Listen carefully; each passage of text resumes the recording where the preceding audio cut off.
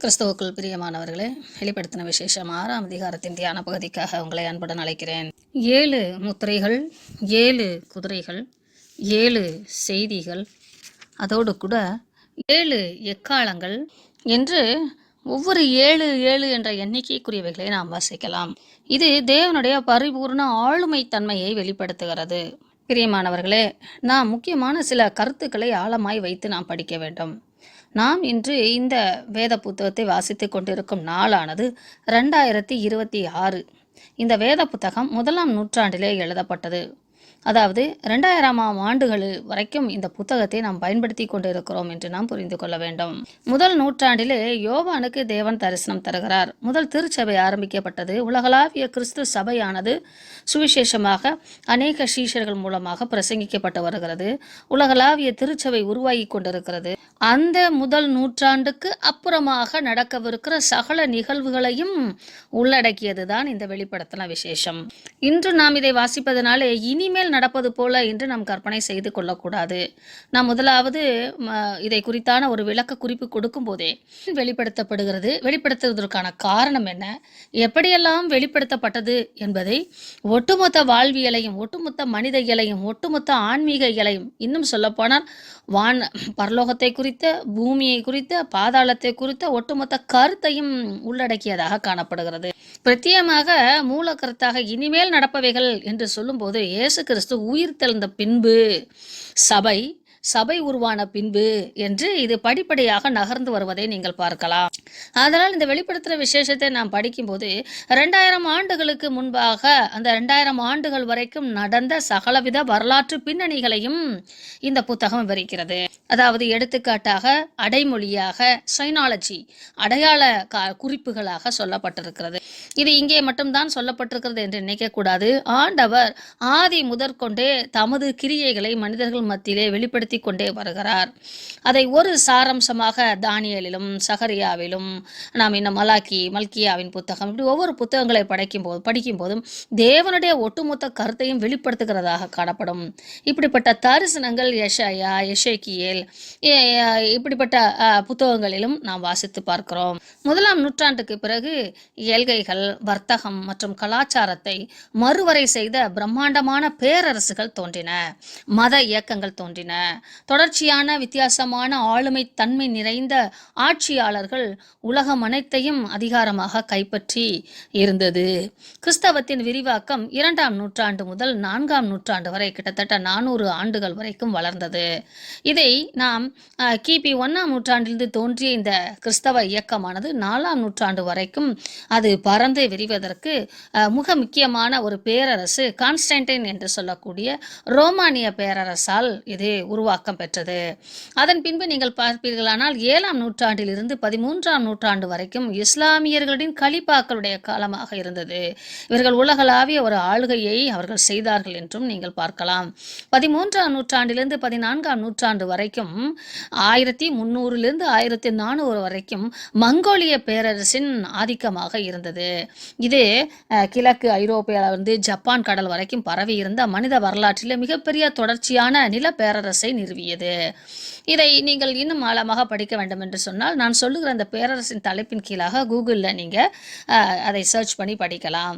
4வது பிரிவாக 15ஆம் நூற்றாண்டிலிருந்து 20ஆம் நூற்றாண்டு வரைக்கும் உலகளாவிய ஐரோப்பிய காலனி இயக்கங்களாக இருந்தது. அதன் பின்பு காலனி இயக்கங்கள் மாற்றப்பட்டு இன்று நாம் ஒவ்வொரு மக்கள் சார்ந்த பேரரசுகளாக மாறி இருக்கிறோம். ஆனாலும் மறைமுகமாக ஒரு உலகளாவிய அரசாட்சி நடந்து கொண்டுதான் இருக்கிறது என்பதை நாம் ஒட்டுமொத்தமாக ஏற்றுக்கொள்ளக்கூடிய சூழ்நிலையில் இருக்கிறோம். அதாவது தவிர்க்க முடியாது என்பதை நாம் புரிந்து கொள்ள வேண்டும்.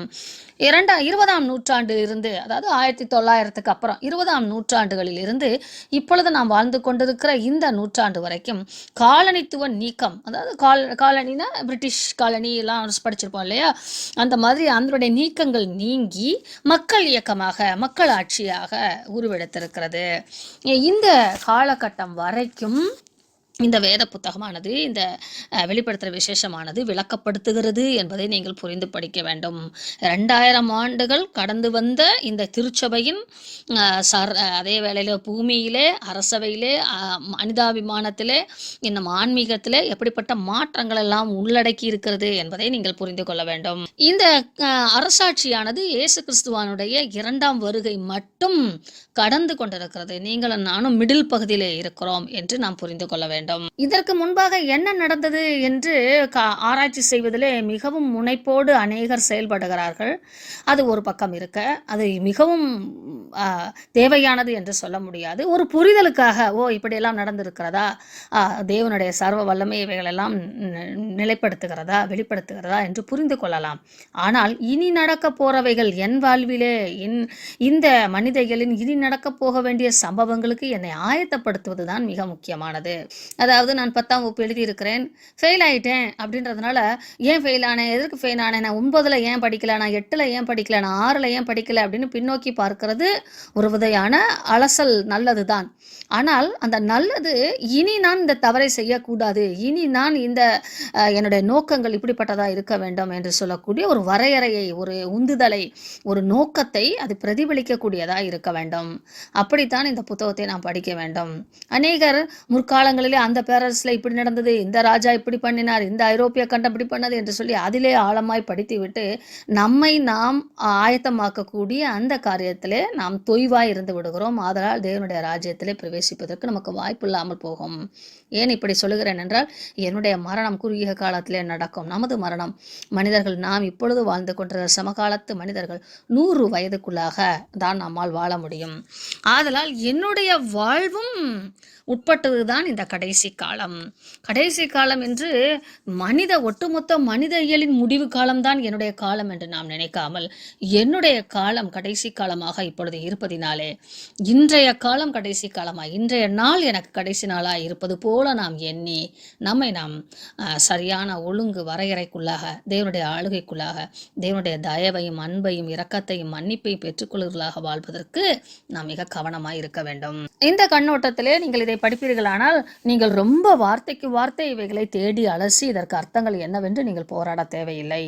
ஆட்டுக்குட்டியானவர் முத்திரைகளில் ஒன்றை உடைக்க கண்டேன். அப்பொழுது 4 ஜீவன்களில் ஒன்று என்னை நோக்கி, நீ வந்து பார் என்று இடிமுழக்கம் போன்ற சத்தமாய் சொல்ல கேட்டேன். அந்த 4 ஜீவங்களும் தேவனுடைய சிங்காசனத்திற்கு முன்பாக இருக்கிறதல்லவா? அந்த 4 ஜீவங்களுக்கு முன்பாகத்தானே சிங்காசனத்திலே பிதாவாகிய தேவன் வீற்றிருக்கிறார். ஆட்டுக்குட்டியானவர் அந்த புத்தகத்தை வாங்கி 7 முத்திரை போடப்பட்டிருக்கிறது. 1ஆம் முத்திரையை உடைக்கிறார். அவர் உடைத்த உடனே ஒரு வெள்ளை குதிரையை அங்கே காண்கிறார். அதன் மேல் ஏறி இருந்தவன் வில்லை பிடித்திருக்கிறான். அவனுக்கு ஒரு கிரீடம் கொடுக்கப்பட்டது. அவன் ஜெயிக்கிறவனாகவும் ஜெயிப்பவனாகவும் புறப்பட்டான் என்று எழுதப்பட்டிருக்கிறது. குதிரை என்று நாம் பார்க்கும்போது வரலாற்று ரீதியாக இந்த வெள்ளை நிறம் என்பது நீதி மற்றும் ஆக்கிரமிப்பை குறிக்கிறது. வில் என்பது குதிரை வீரர் தொலைதூர போருக்கான ஒரு ஆயுதத்தை ஏந்தி இருக்கிறார். ஆனால் அவரிடம் அம்புகள் இருப்பதாக குறிப்பிடவில்லை. இது பெரும்பாலும் அரசியல் செல்வாக்கை ஒத்ததாக காணப்படுகிறது. இன்னும் சொல்லப்போனால் பவர்ஃபுல் யுத்தம், மிக வல்லமையான ஒரு யுத்தம் நடந்து கொண்டிருக்கிறது, போராட்டம் நடந்து கொண்டிருக்கிறது. 2 ராஜ்யங்களுக்கு இடையாக மிகப்பெரிய போராட்டம் நடக்கிறது என்பதை வெளிப்படுத்துவது தான் இந்த 6ஆம் அதிகாரம். தேவனுடைய ராஜ்யத்திற்கும் பிசாசின் ராஜ்யத்திற்கும் இடையான மிகுந்த போராட்டம் நடக்கிறது. ஒரு பூமிக்காக இருவர் அடித்துக் கொள்கிறார்கள் என்றும் கூட நாம் உணர்ந்து கொள்ளலாம். தேவன் மனிதர்களுடைய இந்த பூமி, மனிதர்களுக்கென்று கொடுக்கப்பட்டிருந்த இந்த பூமியை தேவன் தனது ஆதிக்கத்தில் வைப்பதற்கும், மனிதர்கள் வாழ்ந்து கொண்டிருக்கிற அந்த பூமியையும் மனிதர்களையும் தனது ஆதிக்கத்திலே பிசாசானவன் வைத்துக் கொள்வதற்கும் போராடி கொண்டிருக்கிறான் என்பதை இந்த பகுதியானது விளக்கப்படுத்துகிறது. இங்குள்ள கிரேக்க சொல் பார்த்தீங்கன்னா கிரீடம் என்று நாம் பார்க்கிறோம். கிரீடம் அவனுக்கு வழங்கப்படுகிறது. இதன் மூலம் ஒருவேளை மனிதன் அல்லது வஞ்சகமான வழிகளில் அவனுக்கு அதிகாரம் வழங்கப்படுகிறது என்பதையும் கூட நம்ம வைத்துக் கொள்ளலாம். இந்த கிரீடம் என்பது மணிமுடி அல்ல, அதாவது அரசாளக்கூடிய மணிமுடி அல்ல. மற்றபடி அவன் வென்றவதற்கான பிற நாட்டு அரசனுடைய அந்த கிரீடத்தை, மகிமையை தனக்கென்று எடுத்துக்கொள்வது போல இது அமைகிறது. இது வேறு வேளை அந்தி கிறிஸ்துவின் காரியம் என்று பார்க்கிறோம். அந்தி கிறிஸ்து என்று நாம் சொல்லும்போது பிசாசானவன் இனி வரும் காலங்களில் வருவான் என்று சொல்ல முடியாது. அவன் ஒவ்வொரு காலங்களிலும் செயல்பட்டு கொண்டிருக்கிறான். அவனுடைய இறுதி காலம் வரும்போது மிக வெறித்தனமான செயல்களை செய்வான் என்பதுதான் இதனுடைய அர்த்தமாக காணப்படுகிறது. இரண்டாம் முத்திரையை உடைக்கும் போது சிகப்பு நிற குதிரையும் அதில் ஏறி இருந்தவனும் யுத்தத்தை கொடூரமான மரணத்தையும் குறிக்கிறது. ஒரு அரசியல் சார்ந்த ராஜ்யங்கள் தலையெடுத்து அந்த ராஜ்யம் உலகத்தை ஆளுகையில வைத்திருக்கும் போது பிற மனிதர்களை கொன்று குவித்தார்கள். அதாவது நீதிக்கும் அநீதிக்கும் இடையாக மிகப்பெரிய போர் நடந்து கொண்டே இருந்தது. தேவன் இவைகளெல்லாம் அனுமதிக்கிறார். ஏனெனில் மனிதர்கள் மனம் திரும்பி தம்மை பின்பற்ற வேண்டும், புரிந்து கொள்ள வேண்டும் என்பதற்காக இந்த உபத்திரவ காலங்களை எல்லாம் அவர் அனுமதிக்கிறார் என்றால் அவரை செயல்படுத்துகிறார் என்று அர்த்தமல்ல. மனிதன் தேவனை உணராமல் பின்வாங்கி போகிறான். ஆதலால் அவர்களுக்கு அப்படிப்பட்ட கேடு உண்டாகிறது. 5-6 வசனங்களிலே கருப்பு குதிரையும் அதன் மேல் ஏறி இருந்தவனை குறித்து குறிப்பிடுகிறது. அவர் கையிலே தராசு இருக்கிறது. கருப்பு குதிரையும் அதில் ஏறி இருந்தவரை குறித்து பார்க்கும்போது இது மகா பஞ்சத்துக்கு அடையாளமாய் இருக்கிறது. மனிதனின் அடிப்படை வாழ்க்கை தேவையான பொருட்கள் கிடையாமலும் விலைவாசி ஏறி பசி பட்டினி என்று உலகை வாட்டும் நிலையையும், எண்ணெய் ஒலிவ மரத்தையும் திராட்சை ரசம் திராட்சை செடியையும் குறிப்பிடுகிறது. எண்ணெய் அபிஷேகத்திற்கு அடையாளமாகவும், திராட்சை ரசம் தேவன் நமக்கு தரும் சுகம், ஹீலிங், திராட்சை பழம் என்பது தேவனுக்கு பிரியமான விசுவாச கனிகள், இவைகளுக்கு அடையாளமாய் இருக்கிறது. ஆதலால் அவைகளை சேதப்படுத்தாதே என்று சொல்லுவதிலிருந்து தேவனால் அபிஷேகம் பண்ணப்பட்டவர்களும் தேவனுக்கென்று கனி கொடுப்பவர்களையும் தேவன் பாதுகாப்பார் என்பதை இது குறிக்கிறது. 8ஆம் வசனத்திலே மங்கிய நிறமுள்ள ஒரு குதிரையும் அதன் மேல் ஏறி இருந்தவனுக்கு மரணம் என்று பெயர். பாதாளம் அவன் பின்னாக சென்றதாம். பட்டயத்தினாலும் பஞ்சத்தினாலும் சாவினாலும் பூமியின் துஷ்ட மிருகங்களினாலும் பூமியின் கார் பங்கிலுள்ளவைகளை கொலை செய்யும்படியான அதிகாரம் அவனுக்கு கொடுக்கப்பட்டது. தேவன் மனிதர்களை படைக்கும் போதே நீங்கள் பலுகி பெருகி பூமியை நிரப்புங்கள் என்றுதான் சொல்லி இருந்தார். மனிதர்களை ஆண்டவர் கொடுத்த அந்த கட்டளையை செய்ய விடாதபடிக்கு பூமி முழுவதும் மனிதனுடைய ஆளுகைக்குள்ளாக வந்துவிடக்கூடாது என்பதற்காக பிசாசானவன் மரணம் என்னும் ஆயுதத்தை கையிலே எடுத்தான். அவர்கள் அந்த பழத்தை உண்ட நாளிலே மரணம் இந்த பூமிக்கு உண்டாயிற்று, அதாவது மனிதர்களுக்கு உண்டாயிற்று. ஆதலால் மரணம் என்கிற அந்த பிசாசு, பாதாளம், பஞ்சம், துஷ்டம் என்னும் சாவு, மிருகங்களினாலே கொலை செய்யப்படுதல், பட்டயத்தாலே கொலை செய்யப்படுதல், இவைகள் எல்லாம் விரோதத்திற்கும் ஆசீர்வாத மின்மைக்கும் அடையாளமாய் இருக்கிறது. இவைகள் எல்லாம் இந்த காலங்களிலே நடந்து கொண்டுதான் இருக்கிறது. இந்த முத்திரைகள் உடைக்கப்பட்டிருக்கிறது.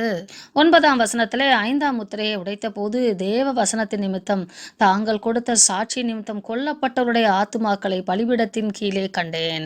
அவர்கள் பரிசுத்தமுள்ள சத்தியமுள்ள ஆண்டவரே, தேவரீர் பூமியின் மேல் குடியிருக்கிறவரிடத்தில் எங்கள் இரத்தத்தை குறித்து எதுவரைக்கும் நியாய தீர்ப்பு செய்யாமலும் பழிவாங்காலும் இருப்பீர் என்று மகா சத்தமிட்டு கூப்பிட்டார்கள். இந்த காரியம் நடந்து கொண்டிருக்கும் போது பூமியிலே மக்கள் குடியிருக்கிறார்கள் என்பதை நீங்கள் புரிந்து கொள்ள வேண்டும். கிறிஸ்துவுக்குள்ளாக மரித்தவர்கள் தற்காலிக இளைப்பாறுதலிலே இருக்கிறார்கள். அவர்களுக்கு நியாயம் தீர்க்கப்படும். அப்பொழுது அவர்களுக்கு வெள்ளை அங்கி கொடுக்கப்பட்டது. அன்றியும் அவர்கள் தங்களைப் போல கொலை செய்யப்பட போகிறவர்களாகிய தங்கள் உடன் பணிவிடைக்காரரும் தங்கள் சகோதரமானவருடைய தொகை நிறைவு பெருமளவும் இன்னும் கொஞ்ச காலம் இளைப்பாற வேண்டும் என்று அவர்களுக்கு சொல்லப்பட்டது. இந்த காரியத்தை நாம் எபிரேயரின் புத்தகம் 11ஆம் அதிகாரங்களிலே கடைசி பகுதியிலே வாசிக்கிறோம். இப்படி கல்லறியுண்டார்கள், வாளால் அறுப்புண்டார்கள், பரீட்சை பார்க்கப்பட்டார்கள், பட்டயத்தினாலே வெட்டுண்டு மரித்தார்கள், செம்மறியாட்டு தோள்களையும் வெள்ளாட்டு தோள்களையும் போர்த்து கொண்டு திரிந்து குறைவையும் உபத்திரவத்தையும் துன்பத்தையும் அனுபவித்தார்கள்.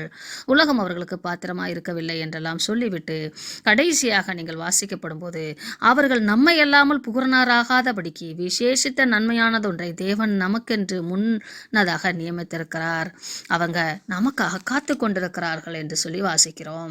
அவர் 6ஆம் முத்திரையை உடைக்க கண்டேன். இதோ பூமி மிகவும் அதிர்ந்தது, சூரியன் கரும்பு களிம்பை போல கருத்தது, சந்திரன் ரத்தம் போலாயிற்று. இங்கே 12ஆம் வசனத்திலே கூறப்பட்டிருக்கிற அழிவு நியாய தீர்ப்புகளின் காலத்திலே உலகமும் பூமி முழுவதும் அழிவுக்கான அடையாளங்களாய் இருக்கிறது. இது கிட்டத்தட்ட பூமியின் அழிவுக்கு கிட்டே நெருங்கிவிட்டது என்று அர்த்தம்.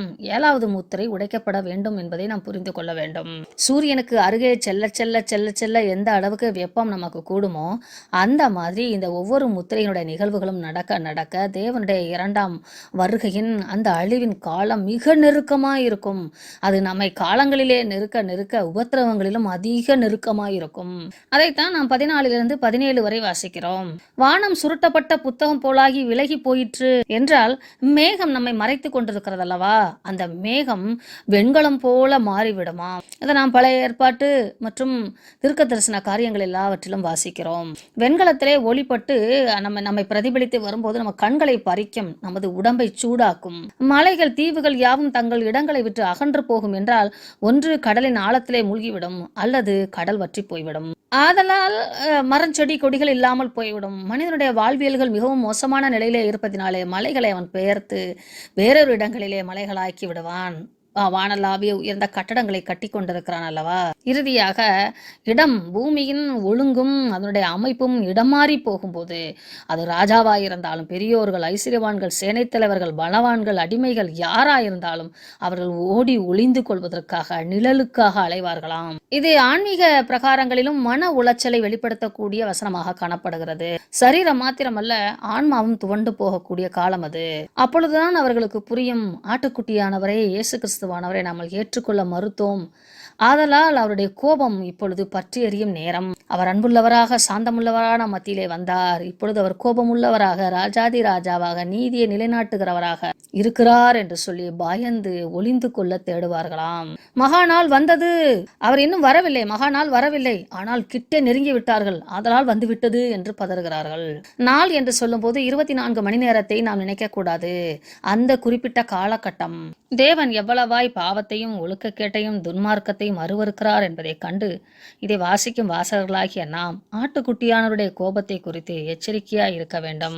பிலதெல்பியா சபைக்கு அவர் சொல்லும் போது 3:10 என் பொறுமையை குறித்து சொல்லிய வசனத்தை நீ காத்து கொண்டபடினால் பூமியில் குடியிருக்கிறவர்களை சோதிக்கும்படியாக பூச்சக்கரத்தின் மேலங்கும் வரப்போகிற சோதனை காலத்திற்கு நீ தப்பும்படிக்கு நானும் உன்னை காப்பேன் என்று வாக்குத்தத்தம் செய்திருக்கிறார்.